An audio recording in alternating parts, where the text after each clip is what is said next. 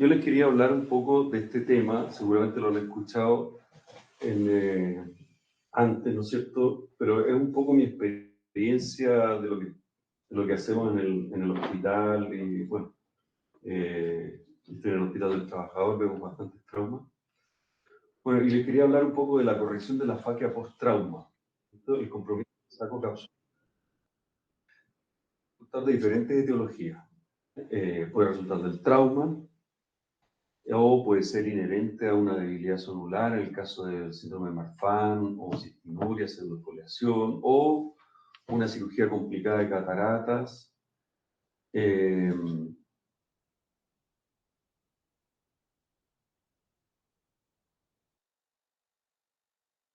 La fascia en cuando hay soporte capsular o cuando no hay soporte capsular, ¿no? Entonces, cuando hay soporte capsular, sabemos que lo ponemos.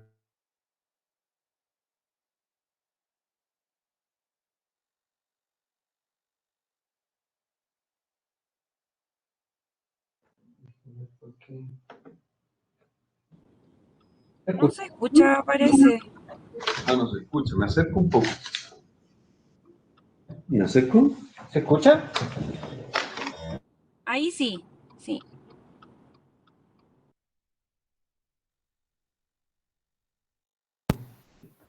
Por favor, doctor, sí, porque se conectó.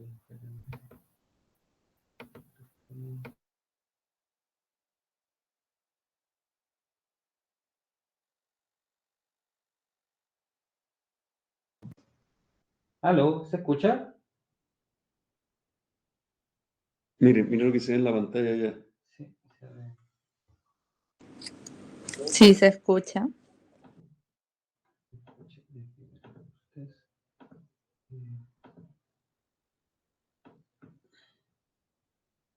¿Aló, aló? ¿Se escucha? ¿Se escucha? Sí, yo escucho ¿Se ve la bien. pantalla? ¿Se ve la pantalla?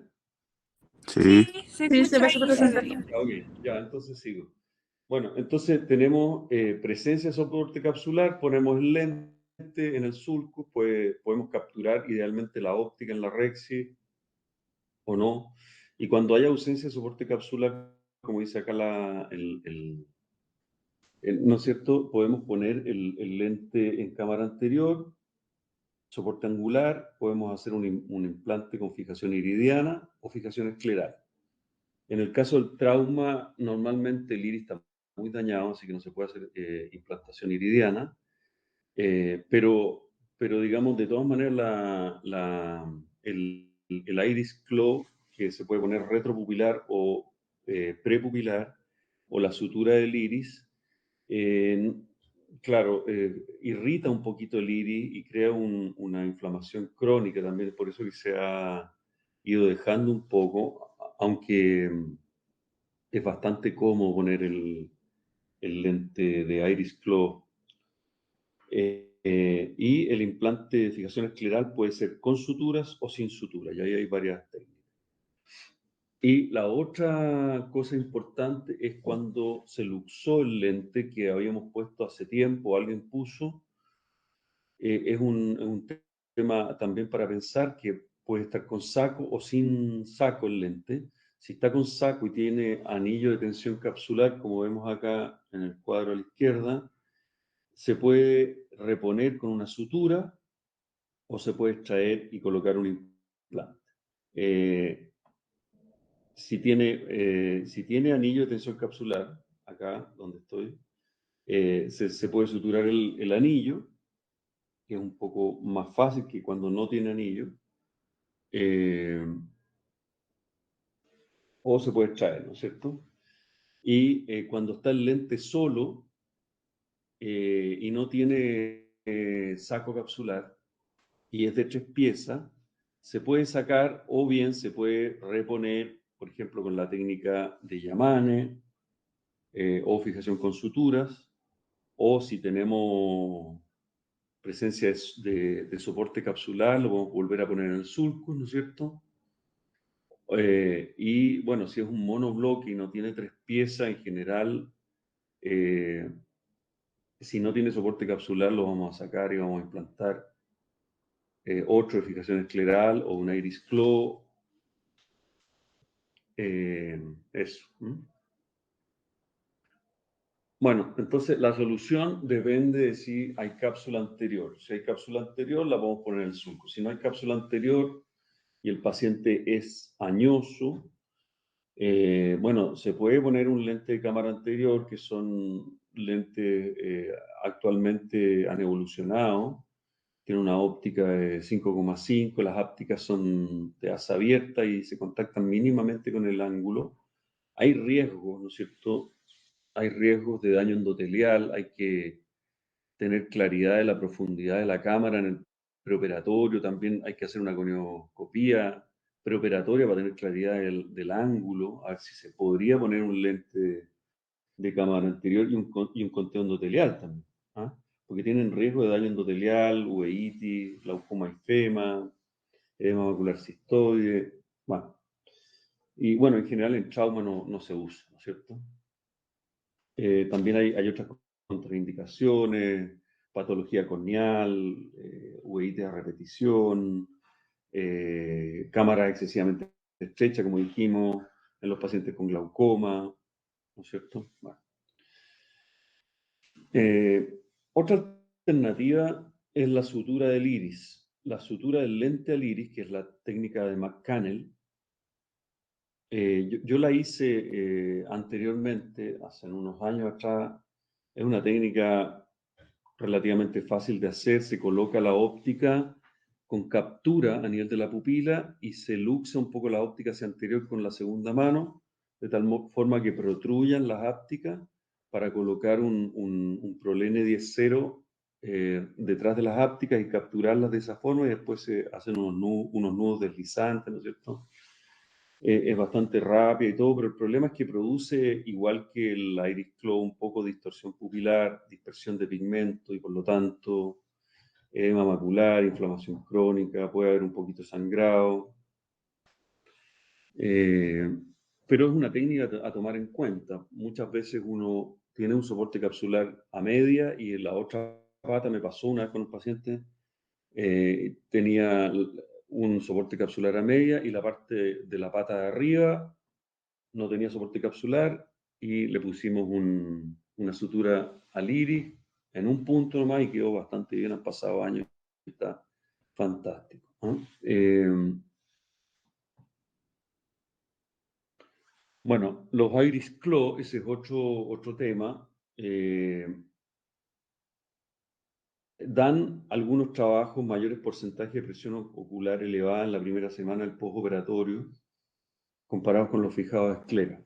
Y el aumento de la presión es de rango variable, ¿no es cierto?, de 0 a 50 en los suturados a esclera y de 1 a 36, 37 en los Iris Claw retropupilar. Pero, como decía, el problema de los Iris Claw es que puede, aparte de producir un aumento de la presión transitoria, puede formar la pupila en pupila de gato, ¿no es cierto?, y crear una inflamación crónica. Los que se usan son el modelo 205, fijación en afaquia, es de Oftec o Verisize en Estados Unidos. Es un diseño biconvexo, una longitud total de la lente de 8,5 o 7,5 en pediátrico, una óptica de 5, y las correcciones son bastante amplias. Podría producir una pérdida de células endoteliales. Ahí los trabajos son con diferentes reportes, pero se habla de una disminución de un 10% a 3 años. La principal causa de pérdida es el momento de la colocación. Por eso que hay que poner mucho énfasis en que haya mucho viscoelástico, protector del endotelio, y después hay que fijar las ópticas, hay que hacer 2 paracentesis. Esto se pone por el meridiano de las 12, o sea, arriba. Hay que hacer una paracentesis a las 11 y a las 2 más o menos para enclavar las patas. No existe el Artiflex, que es flexible para afaquia. Entonces, la incisión es grande, es de 5,2 a 6,2, dependiendo más o menos de la óptica que se escoja. Y bueno, hay que hacer una iridotomía también en el momento para evitar el bloqueo. Eso.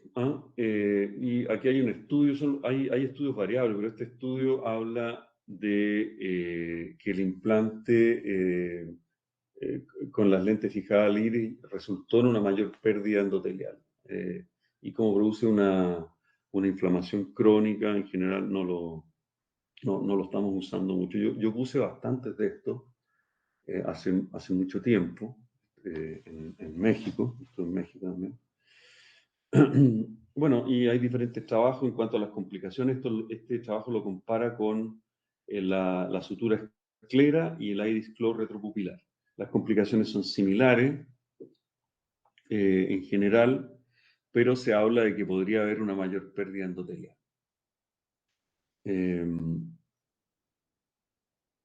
Entonces, hay diferentes escenarios, como dijimos. Está la subluxación o dislocación del lente y este se puede reponer. El lente no se puede reponer y debe ser cambiado. El paciente está afáquico en afaquia traumática.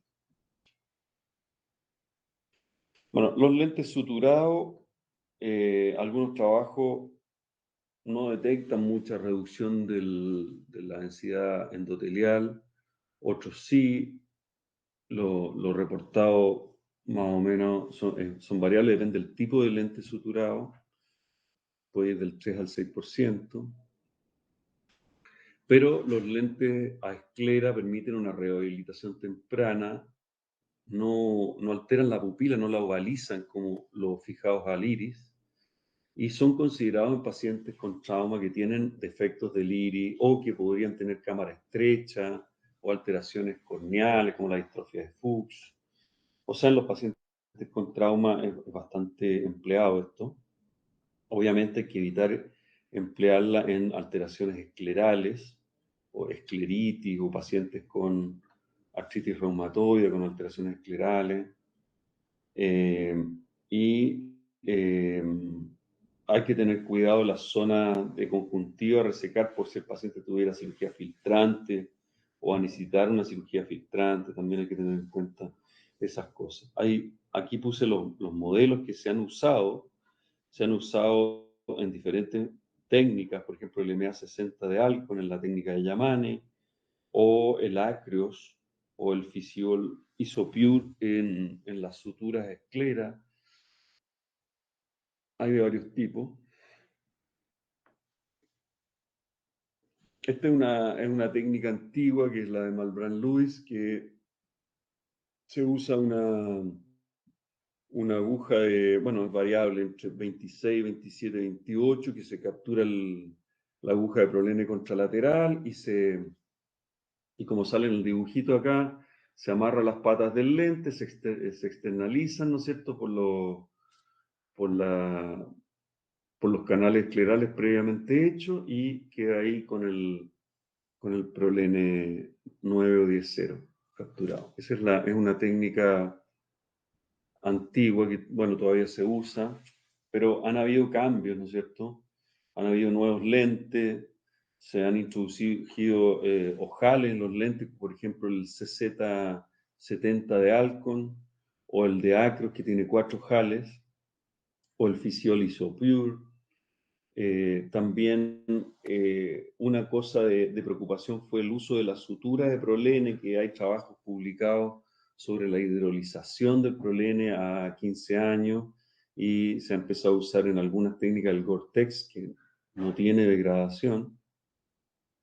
Los nudos también han sido motivo de preocupación y entonces se empezaron a tratar de esconder los nudos. Este es el Alcon CZ70 que ya no se usa porque se produce un tilteo y eso distorsiona, genera aberraciones. Este es el Acreos, que es un lente hidrofílico que tiene 4 ojales, hay 2 modelos. Bueno, es bastante bueno, pero el tema es que como es hidrofílico también, y si hay cirugía retinal, al usar gas o silicón se puede opacificar por depósito de sales de calcio. Eso hay que tomarlo en cuenta. Muchas veces hay vitrectomía asociada, pero no hacemos colocación de gas ni silicón. Ahí no habría problema, pero al colocar gas o silicón podría opacificarse este lente. No así este otro, que es el Physiol Isopure, que nosotros lo estábamos usando mucho en el hospital, que es un hidrofóbico, el primero a la izquierda, monofocal, tiene 4 jales y se puede suturar con una sutura de Gore-Tex. También tiene un trifocal hidrofílico, que da multifocalidad. Ese no lo he usado mucho. Y bueno, tiene una constante de 119.4. Y se comporta bastante bien este lente. Lo único que tiene un poquito de problemas en la colocación. Bueno, hay riesgos operatorios asociados a la fijación del lente. Hay varios riesgos, por ejemplo, la dislocación del lente, que hay diferentes publicaciones, pero puede llegar hasta el 10.3%. Por ejemplo, en el caso de que usemos la técnica de fijación escleral con captura de las hápticas, en el caso de la técnica de Yamane, con el MA60, ellos usan un lente de Zeiss, no usan el de Alcon, y las hápticas son de otro material y se quebrajan, se pueden romper menos. Acá se puede romper, a mí no me ha pasado, hemos puesto unos 10 pacientes con Yamane ya en el hospital, en el curso de un par de años, y no ha pasado, eso andan bastante bien. También puede haber un tilteo, como ya dijimos, en el caso de los que tienen 2 ojales, o IFEMA, también de rango variable, ahí dependiendo de sangramiento a nivel del iris o del cuerpo ciliar, hemorragia supracoroidea o vítrea. Sí nos ha pasado que tenga IFEMA en algunos casos, y la hemorragia vítrea también puede pasar, pero en ese caso, digamos, hay que esperar a que se reabsorba. También muchos de estos ojos son vitrectomizados, así que se reabsorbe la hemorragia vítrea al poco andar. Desprendimiento de retina también es grado variable, de 0 al 10%, pero en general 1.4%. A mí no me ha pasado a ningún paciente que han tenido desprendimiento de retina, porque estos pacientes de trauma normalmente uno les hace vitrectomía, entonces chequea toda la periferia, ¿no es cierto? Desprendimientos coroideos también, endoftalmitis, pero en poco porcentaje, porque también en general son vitrectomizados y tomamos las precauciones del caso. Hipertensión transitoria sí hemos tenido. Acá está reportado en el 7%, pero hay reportes hasta el 30.5%, pero en general ceden con las gotas. Glaucoma en el 5.8%, me ha pasado en un paciente que le hemos tenido que colocar una válvula, pero claro, son pacientes traumatizados, entonces uno no sabe si es por el lente o por el trauma, que ya son cosas agregadas. Soltura de la sutura, que se vaya a soltar la sutura, no me ha pasado, pero está escrito en el 4.9%. Erosión por parte de la sutura, bueno, ya no pasa mucho porque los nudos lo estamos escondiendo en la esclerotomía. Uveitis asociada, como decía, en el caso de los suturados al iris. Otras complicaciones, por ejemplo, hipotonía en el postoperatorio, pero es transitoria, sí nos ha pasado eso, y eso puede tener que ver con que las esclerotomías no fueron bien cerradas, edema macular cistoide y un rango de pérdidas endoteliales que puede ir del 2,1 al 6% en los de fijación escleral. Acá hay una cirugía que hicimos en el hospital, se la quería mostrar, en una técnica de fijación escleral del lente Isopure,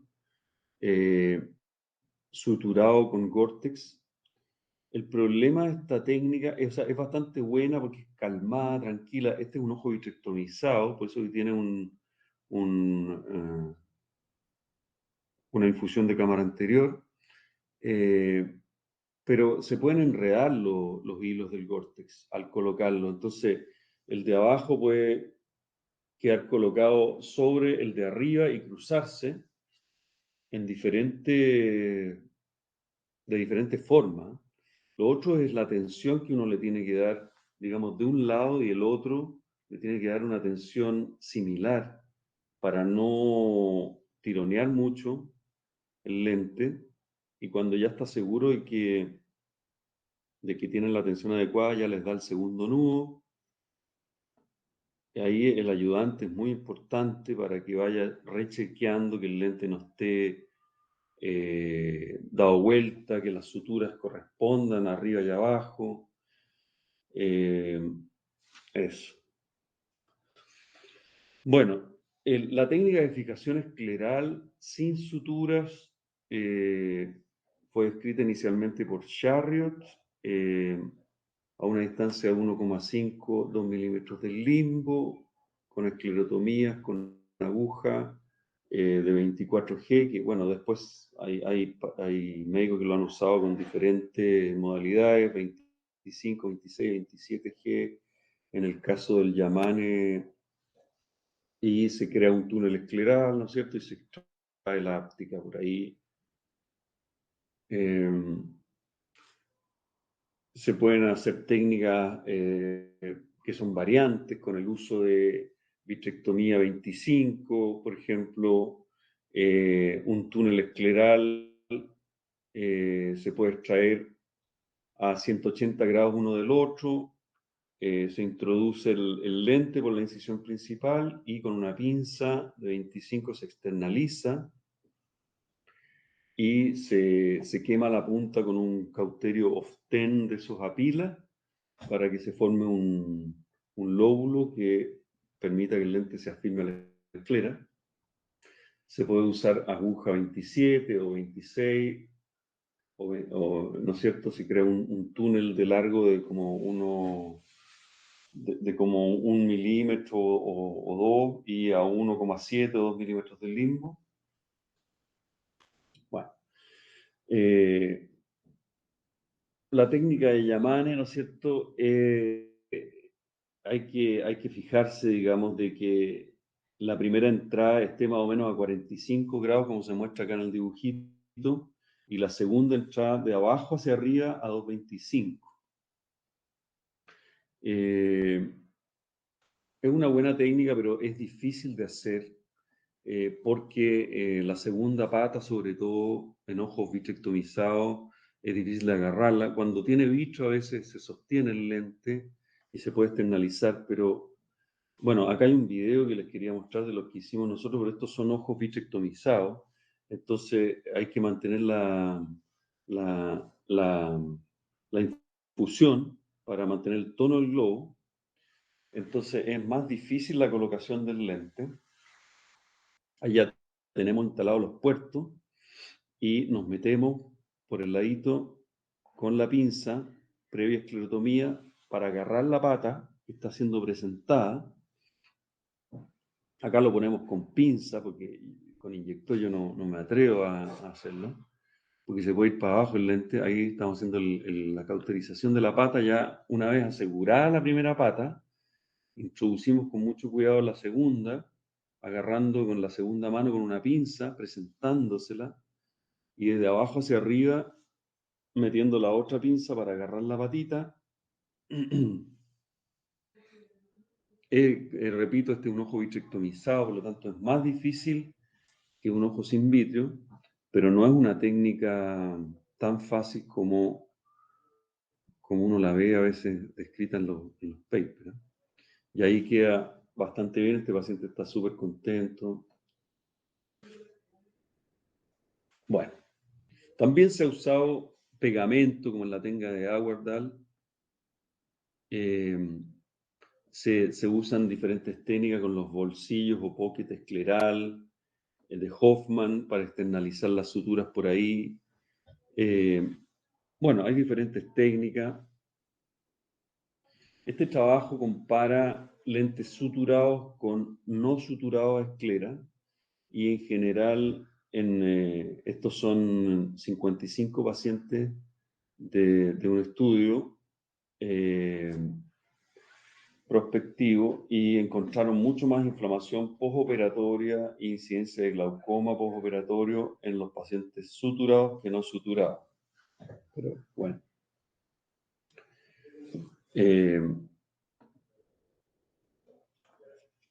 Aquí está, bueno, este es un dibujito que muestra cómo capturar un lente con saco capsular que puede estar, en este caso está con un anillo, me parece, y se le puede capturar si es que no está, si es que está visible en el vitrio superior, se le puede capturar, ¿no es cierto?, como dijimos, con una aguja de Prolene 10-0, que se captura en una aguja 26 en el lumen y se extrae, como mostró un doctor hace un par de días, un video muy lindo, digamos.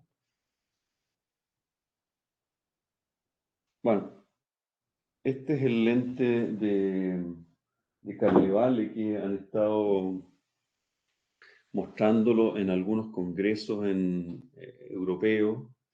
Es un lente monofocal, es bien interesante, tiene una óptica grande, 6,5, 13,2 milímetros de diámetro total y un 10% de angulación posterior. Es de acrílico hidrofílico. Los poderes son bastante amplios, de -5 a +35, y viene también para tórico, de -5 a +35 cilindro, de cilindro de 1 a 10. Y se puede poner con un inyector, por lo tanto la entrada es más chica. Y bueno, esta es la primera cirugía en Chile, nosotros la hicimos acá en el hospital hace un par de semanas.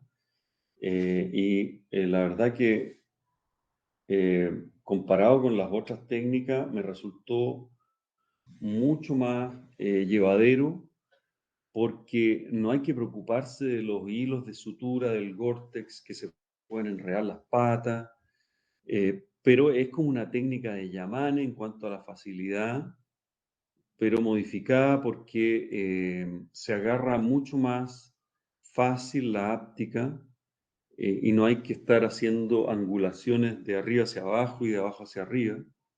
Aquí colocamos los puertos de la vitrectomía, hacemos las peritomías laterales, cauterización, ¿no es cierto?, para hacer un bolsillo escleral para que quede la pata debajo del bolsillo. Ahí marcamos a 2 milímetros del limbo y con el crescent hacemos un bolsillo. Hay diferentes formas de colocar el bolsillo, pero en este caso lo hicimos de abajo hacia el limbo, a 2,5 milímetros, y a 2 milímetros entramos con este trocar para capturar las ápticas.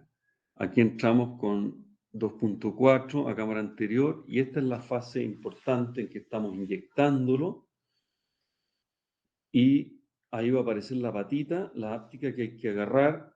El problema es que tienen un solo color los lentes, la áptica no tiene un color diferente, entonces hay que estar muy atento para agarrar la áptica. La colocación del lente en el cartridge también es muy importante, porque tiene que ser mirando hacia arriba la angulación. Y ahí se va desplegando solito. Este paciente tiene una pérdida de sustancia del iris total, pero igual se afirma, está vitrectomizado, ¿no? Se afirma un poco en la herida porque es bien grande el lente. Y ahí, presentando la segunda pata con la pinza, la externalizamos afuera. Y para el cirujano es muy tranquilo esto, porque ya quedó afirmado el lente. Ahí le estamos poniendo unos puntos de sutura escleral para asegurarnos de que no se externalice la pata ni nada, pero la verdad que normalmente no los colocan. Queda todo muy firme, muy rápidamente. Y ahí estamos cerrando la conjuntiva. Prácticamente ya la cirugía está lista, porque el lente quedó muy bien afirmado. Estamos seguros de que no se va a deslizar, porque tiene una áptica en T. Bueno, ahí estamos revisando un poco la vitrectomía periférica, que esté todo en orden, pero este paciente ya está vitrectomizado.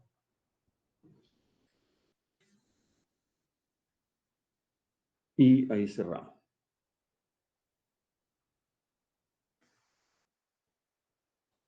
Y comparado con las otras técnicas, la verdad que yo creo que este le está ganando. Así que creo que de aquí en adelante en el hospital vamos a empezar a poner más en los casos de afasia traumática que no tengan soporte capsular.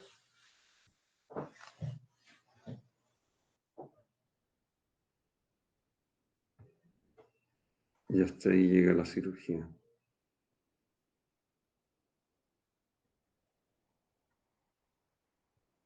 Ahí estamos revisando un poquito el iris a ver si podemos hacerle un cerclaje iridiano.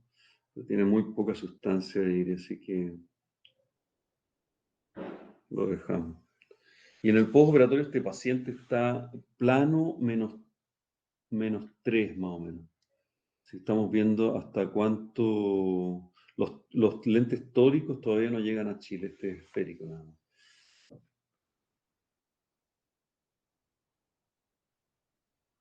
Bueno, esta es una publicación reciente del año 2022 en que se evaluó la seguridad de este lente en 27 ojos de 27 pacientes con un seguimiento de 14 meses.